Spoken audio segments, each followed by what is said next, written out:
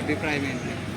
అభిప్రాయం అయితే బర్రెలక గెలవడం అనేది అంటే పాసిబుల్ అనేది ఆమె తెలుసు, కానీ జస్ట్ ఆమె నిలబడడం అనేది గొప్ప బ్రో.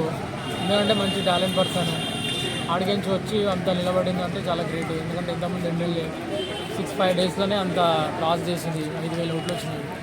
కాబట్టి ఇప్పుడు కూడా ఖచ్చితంగా గెలుస్తుంది పక్క.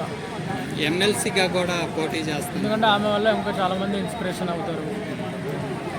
అంటే ఇప్పుడు డబ్బుల సంపాదన కోసమే అట్లా చేస్తుందని చాలామంది అంటున్నారు. డబ్బులు సంపాదన అంటే ఖచ్చితంగా డబ్బులు ఉంటుంది బ్రో. ఖచ్చితంగా ఎవరికైనా డబ్బులు సంపాదించుకోవాలని ఉంటుంది కదా, పక్క సంపాదించుకుంటారు.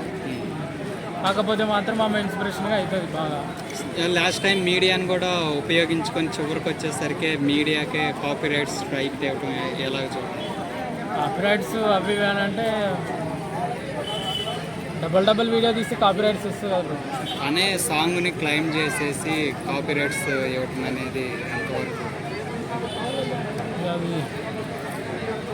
అవి స్ట్రైక్స్ ఇవ్వటం ఎంతవరకు ఇది అంటారు? కాపీరైట్స్ అనేది ఉండవు ఎక్కువ, ఎందుకంటే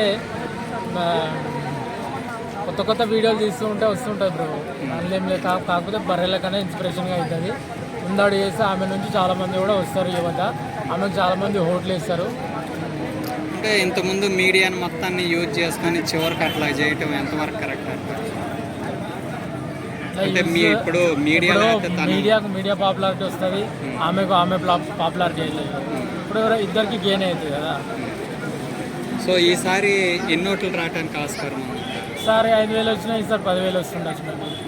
అంటే ఈసారి 6 కాన్స్టిట్యున్సీస్ పెరుగుతాయి కదా. సో ఆ విధంగా తీసుకుని గెలిపోవటంలో ఏమైనా ప్రభావితం చేయగలిగిద్ది అంటారు? గెలుపు ఓటంలో పక్కన పెడితే మాత్రం ఆమె నిలబడమే గొప్ప. అంటే ఇన్స్పిరేషన్గా కూడా అవుతుంది. ప్లస్ ఆమె నుంచి ఇంకా చాలామంది నిలబడతారు. ఎందుకంటే ఆమె కేసు పెట్టి కదా, దాని నుంచి ఇంకా చాలామంది అరే ఆమె రివర్స్ పోటీ చేస్తుంది కదా అని ఆమె నుంచి ఇంకా చాలామంది వస్తుంది.